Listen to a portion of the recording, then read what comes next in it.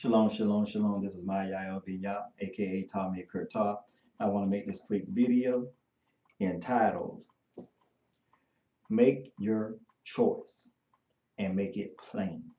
Make your choice and make it plain. I will be coming from the book of 1 Kings chapter 18. And I will be starting at verse 20. I will be coming from the JPS, Hebrew English Tanakh. And let us begin. Hallelujah. And Ahaz sent word to all the Israelites, gather the prophets at Mount Carmel. And Elijah approached all the people and said, how long will you keep hopping between two opinions? If Jehovah is God, follow him. And if Baal, follow him. But the people answered him not a word. Hallelujah. Now, I'm going to let you know, I'm going to show you within that verse I read is the state of our people, is the state of a nation. Because we have Israelites on one side, and I'm speaking of today. We have Israelites on one side that is following, have already made their decision. They are following Yahweh alone. Yahweh is their God. And they are living according to the commandments of Yahweh that was given down to his servant Moshe. Then on the other side, you have some of our people that have embraced Christianity. And they believe and they serve Jesus as God, as Lord and Savior.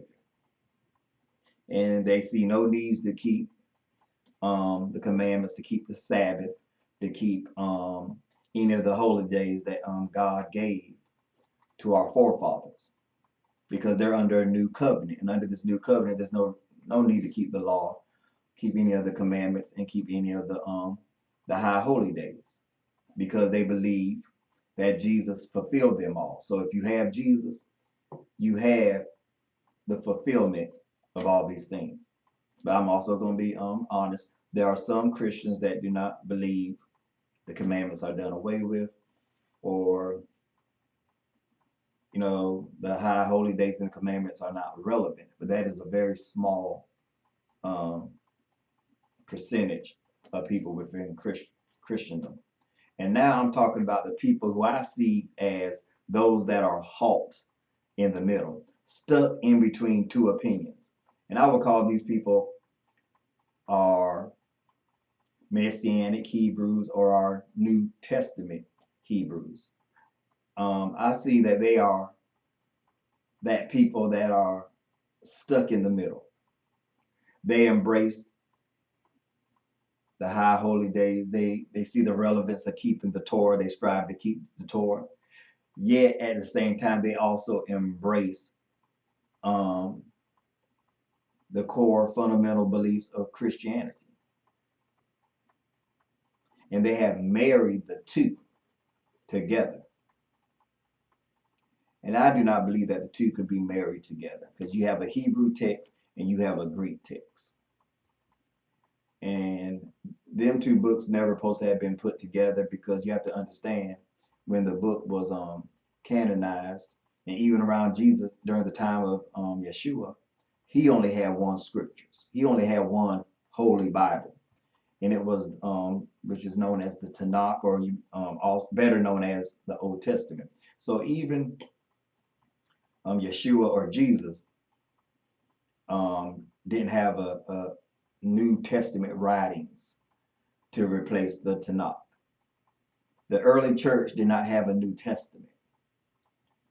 So that was completely foreign to them. The early church still kept the Sabbath. They still went to the temple. And if you look within Acts, you can plainly see they were still doing sacrifices in the temple. And one of your great champions of the New Testament faith of Christianity is Paul, or some would say Shaul. You see him in the temple performing sacrifices when he's ending his Nazarite vow, which includes a sin sacrifice. So, figure that one out. Think about that one. And then you have those, like I said, that are stuck in the middle, which are New Testament Hebrews that embrace, as they say, the complete Bible from Genesis to Revelation. But me, among others, that are Tanakh based, that is Torah based, see too many contradictions and holes. And to us, we see a lot of fallacy that's written in the New Testament. We see a lot of things that is supposed to be prophecies that point towards Jesus or Yeshua. And when you look at it in context, you see it's not even talking about Yeshua at all. When you go back to the Tanakh, the Hebrew scriptures, to see what they are actually talking about.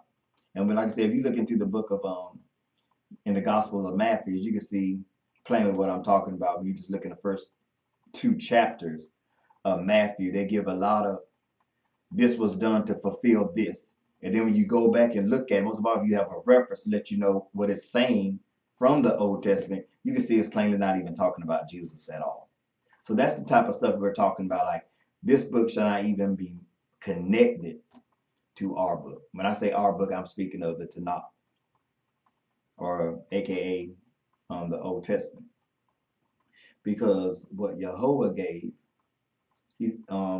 I think of, let me say it this way. I think of what King David said in Psalms 19 and verse 7, that the Torah, that the law of Yehovah is perfect, converting the soul. So if the Torah is perfect and it is able to convert the soul, how can you improve on the perfect? How do you improve on something that Yehovah has created and it is perfect and is able to carry out what he has sent it to carry out? So how do you correct, amend, make better that which is perfect and complete in and of itself? So, that's all I wanted, to say. I might make a longer video on this. I might have my wife join me, or it just might be me. But, how long are we going to be halt between these two opinions? If Yah is Yah, serve him and keep his commandments. If you believe Jesus is Lord and you want to embrace Christianity, then, be a Christian. But this group that I call that is halt in between two opinions, I believe is Messianic Hebrews or New Testament Hebrews that have married the two together and have created something that never should have been. And that's just my opinion, and I had the right to share my opinion. So I know many people's going to disagree with me, and plus I have Messianic friends, so I know they're going to disagree with me. But at the same time, if you disagree with me, just be respectful with your opinions when you come back at me. But that's all I wanted to say. So, this is your brother Maya Ben Yah. Shalom, love, and blessings.